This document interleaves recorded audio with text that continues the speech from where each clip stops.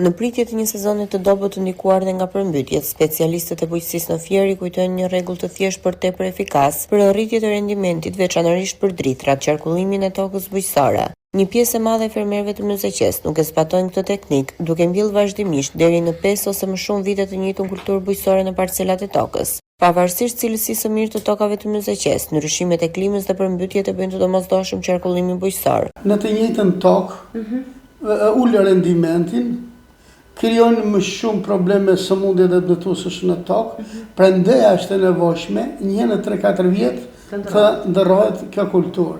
Këtu është problemi kryesor se fermerët tanë mbjellin disa fermerë, se nuk I fuzim betonin ata, pjesa e madhe e kanë për shembull jonë që ne lënë 5 vjet, 6 vjet, por do qarkullim bujqësor, do dhe misi, do dhe gruri, prandaj kemi edhe këto rendimente shumë të pakta. Mirë natyra, groja globale, po bën punë e vet, po të paktën të përdorim edhe qarkullimet bujqësore.